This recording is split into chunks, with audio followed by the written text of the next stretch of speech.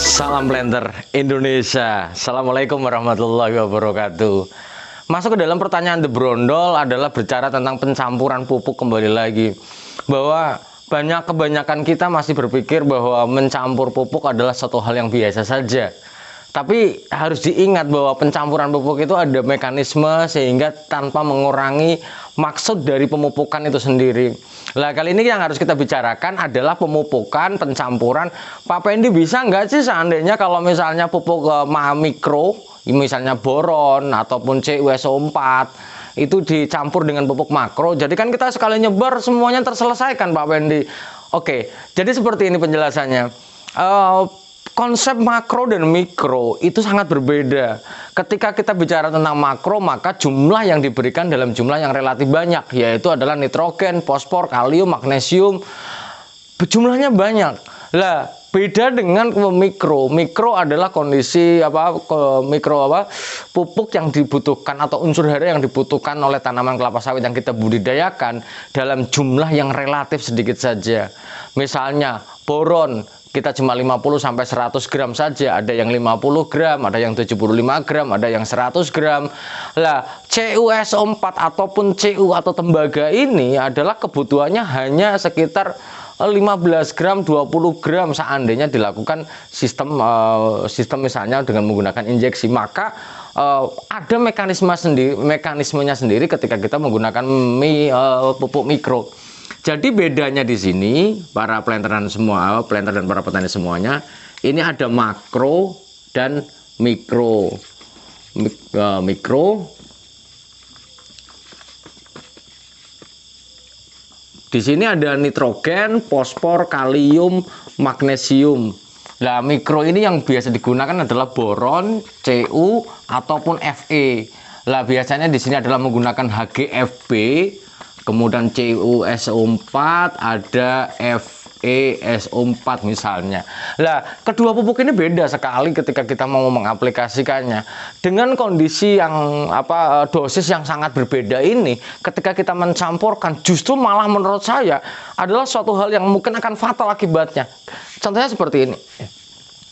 Nitrogen ini kita butuhkan misalnya 1,25 sampai 1,75 kg per pokoknya. Sekali pupuknya seperti ini segini. Lah, ketika ditambah dengan boron yang hanya 100 gram saja, ditambah 100 gram dicampur adukkan semuanya, apakah dia bisa mencampur secara sempurna?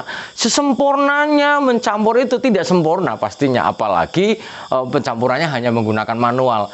Ada hal yang relatif berbahaya adalah ketika unsur mikro ini CuSO4, Cu, boron ataupun Fe ini terakumulasi secara yang lebih besar. Contohnya seperti ini.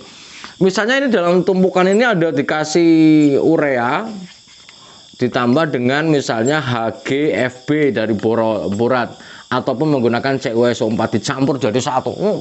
Begitu dicampur penggunaan di lapangannya, wow, begitu ini pas ditarik ataupun misalnya yang pas ditebarkan malah justru boronnya ataupun pas di situ gumpalannya boron yang lebih banyak.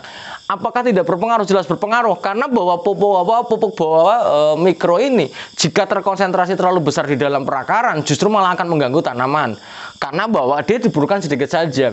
Mungkin di vlog sebelumnya kita sudah membahas bagaimana kondisinya jika tanaman kelebihan borat, maka nekrosis, terjadi pembakaran pada helaian daunnya akan mengalami pembakaran pada sebelah sininya, sehingga ini harus dipahami. Maka Bapak ini bagaimana untuk makro dan mikro ini lebih bagus dipisahkan saja, dipupukkan dan berjeda. Sebagai informasi bahwa boron dan kalium ini juga akan terjadi hubungan yang erat di dalam tanah.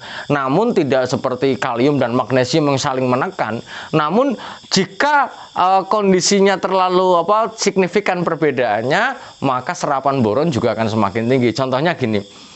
Pemupukan kalium tanpa jeda terhadap boron, maka akan berpengaruh sangat kuat di dalam serapan mikronya sendiri, yang justru malah mungkin akan berbalik arah, bukan memberikan unsur hara mikro yang sempurna bagi pertumbuhan kelapa sawit, malah justru memberikan pertumbuhan yang kurang bagus bagi tanaman kelapa sawit itu sendiri.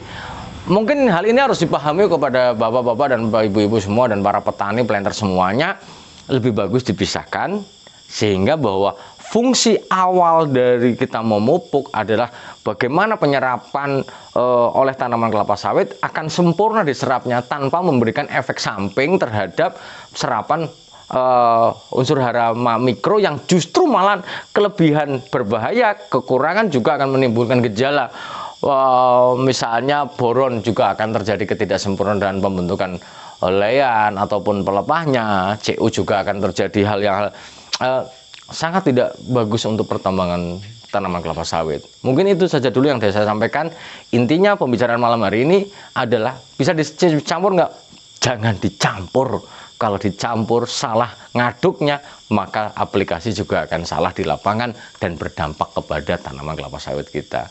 Terima kasih, semoga bermanfaat bagi bapak-bapak dan ibu semuanya dan para planter petani semuanya. Semoga Allah memberikan saya, Anda semuanya kebahagiaan tanpa syarat apapun. Terima kasih. Salam planter Indonesia. Assalamualaikum warahmatullahi wabarakatuh.